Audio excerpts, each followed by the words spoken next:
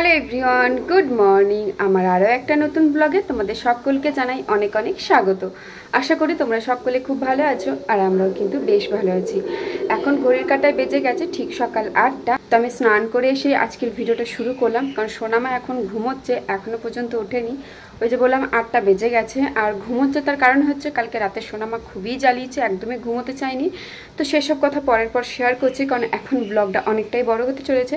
যাই হোক, চলো এখন তাড়াতাড়ি রান্নাঘরে যাই, সোনামায়ের খাবারটাকে রেডি করে নিই, কারণ ও আবার উঠে গেলে খুব অসুবিধা হবে ওকে কোলে নিয়ে খাবার রেডি করতে।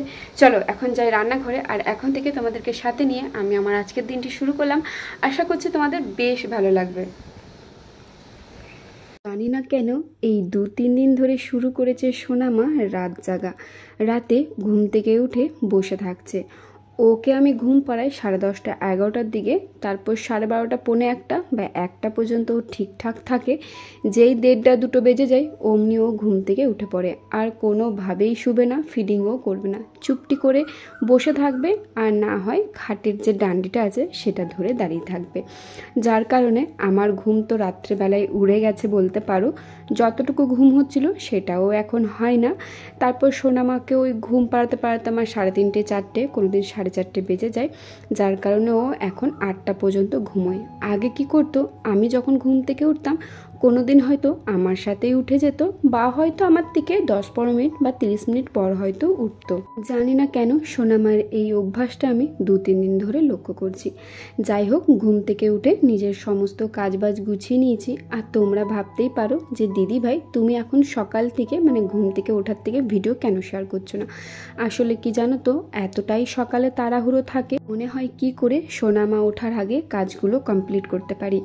আর সোনামা একবার উঠে গেলে আর কিচ্ছুটি হয় না। আর তোমরা তো জানোই যারা আর কি ভিডিও করো, এই স্ট্যান্ড লাগিয়ে ভিডিও করতে অনেকটাই সময় লেগে যায়। যার কারণে সকালের ভিডিও খুব একটা দেখাতে পারছি না। তাড়াহুড়ো করে কোনো রকমে কাজবাজ কমপ্লিট করে স্নান করে আমি চলে এসেছি। সোনামায়ের খাবারও রেডি করে দিয়েছি। যেই 1 কাপ চা 2টো বিস্কিট নিয়েছি, অমনি সোনামা উঠে পড়েছে।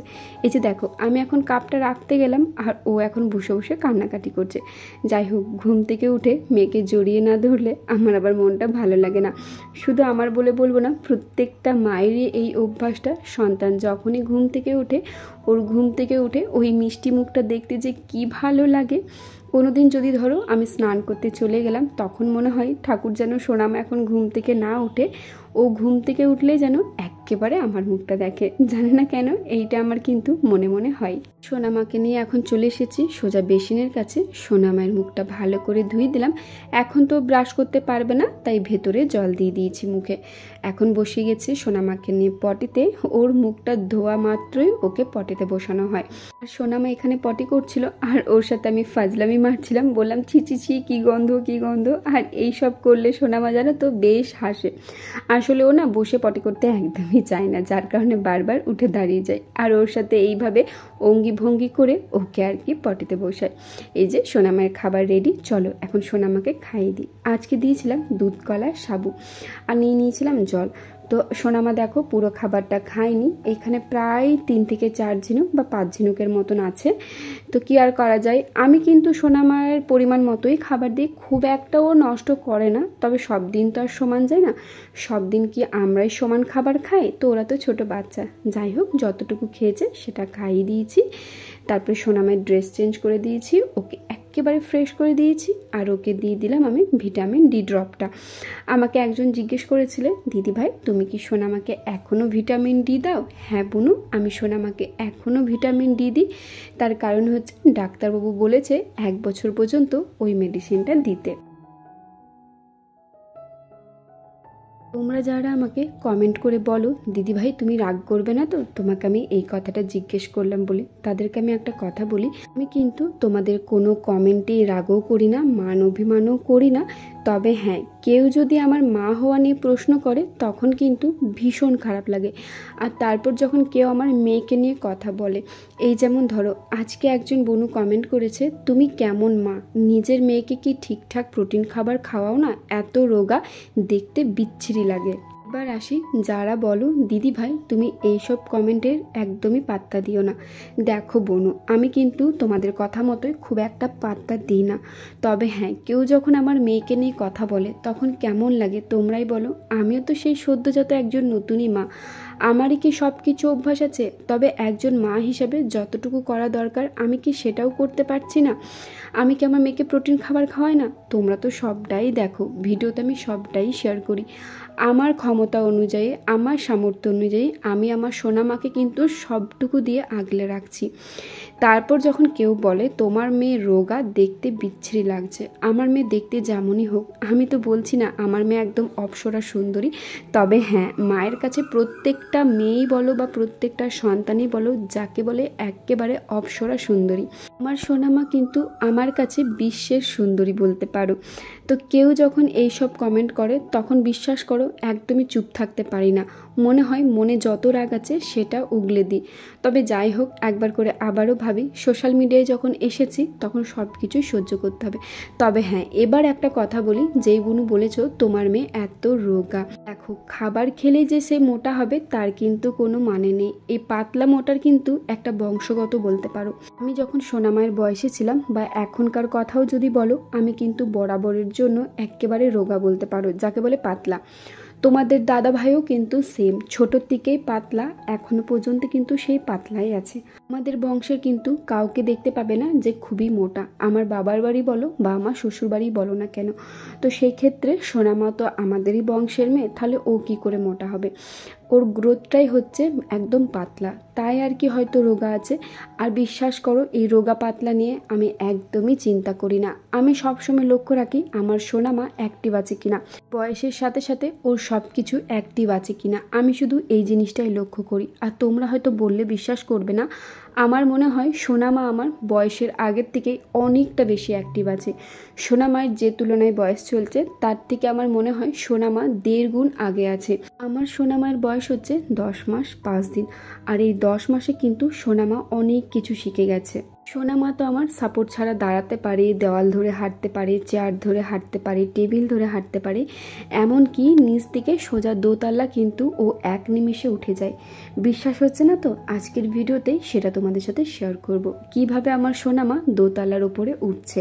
দেখো, আমি কাউকে ছোট করছি না, কিন্তু তোমরা আমাকে একটা কথা বলো তো, যাদের বেবি খুবই হেলদি, খুবই মোটা সোটা, তোমাদের বেবিরাও কি সময়ের আগে সব কিছু শিখে গেছে? এই যেমন হাঁটা, চলা, দেওয়াল ধরে চলা, সিঁড়িতে ওঠা, এগুলো কি বয়সের আগে শিখে গেছে?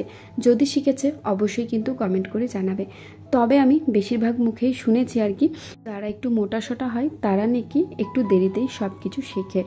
যাই হোক, আমি কিন্তু কাউকে ছোট করছি না, কাউকে কিছু বলছি না, কারণ আমি জানি একজন মায়ের মধ্যে দিয়ে ঠিক কী যায় যখন সময়ের আগে নিজের বাচ্চার কি সব কিছু শেখে না। দাঁড়ানো বলো, হাঁটা বলো, তোমার পাশ ফেরা বলো, ঘাড় সোজা হওয়া বলো, উবুর হওয়া বলো, সব কিছু যখন সময়ের সাথে শেখে একটা মা কিন্তু তখনই একদম শান্তি মনে থাকে। আর যখনই শেখে না, মনের মধ্যে কিন্তু একটা উথাল পাথাল চলে, কখন শিখবে আর কখন শিখবে। এখন ঘড়িতে বাজে 1:05, আর আমি আর সোনামা এখন এই যে বাইরে বসে আছি, কারণ সোনামার খাওয়া হয়ে গেছে, স্নান করা হয়ে গেছে। কি হয়েছে? তোকে বাইরে নিয়ে এলাম, বসে আছি, ওইখানে ছাগলগুলো আছে, তো সেগুলো দেখেও খুবই খুশি হয়েছে। আর এই সময় ছাগলগুলো আসে, তো সেগুলো আর কেউ বসে বসে এখান থেকে দেখছে। ভালো লাগছে না? হ্যাঁ, এই যে আমার সোনামাটা। হ্যালো,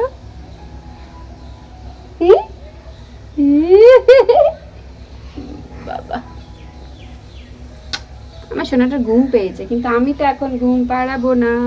এখন ঘুম পাড়ালে সারা দুপুর আমাকে জাগিয়ে রেখে দেবে, এখন তো ঘুম পাড়াবো না। চলো এখন এখানে একটু বসে থাকি, সোনামাকে ছাগল দেখায়। কি হয়েছে মামা?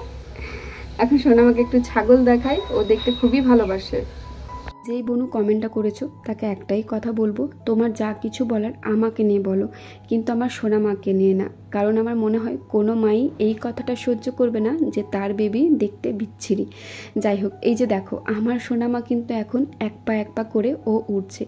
ওর সামনে কিন্তু কেউ নেই, তবে হ্যাঁ পেছনে আমি ছিলাম, সামনে আমার শাশুড়ি মা ছিল, যদি কোনো রকমে ও পড়ে যায় আমরা যাতে ওকে ধরতে পারি। তবে দেখো ও কিন্তু একবারও পড়েনি, আর ওর সিঁড়িতে ওঠার শুধু স্পিডটা একবার দেখো, কেমন স্পিডে ও সিঁড়িতে উঠছে।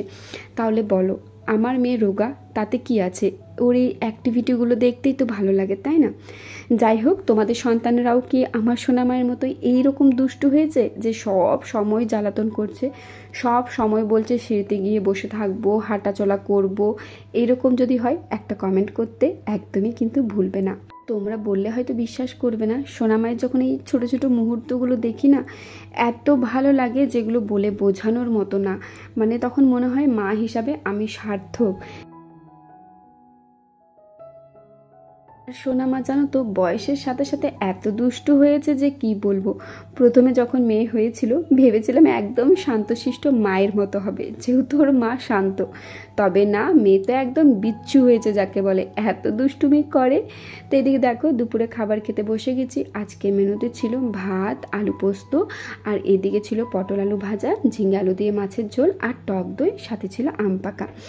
তো খাওয়া দাওয়া করে বেশ অনেকক্ষণ ঘুমিয়েছিলাম। আর সোনামা এখন বেরিয়ে গেছে বেরু করতে ওর ছোটদি ভাইয়ের সাথে। আর চলো আমিও এই সময় নিজের সমস্ত কাজবাজগুলো গুছিয়ে করে নিই। দুপুরে খাওয়া দাওয়া করার পর বাসনগুলো শোকায়নি, যেহেতু আজকেও সেই বৃষ্টি নামিয়েছিল। তো এই জায়গাটাতে বাসনগুলো সব শোকানোর জন্য রেখে দিয়েছিলাম। এখন বাসনগুলো এক এক করে মুছে চলো র্যাকের মধ্যে রেখে দিই। আর তারপর এখন আমি সোজা চলে যাব ছাদে, কারণ বেশ কতগুলো জামা প্যান্ট ছাদের মধ্যে মেলা ছিল।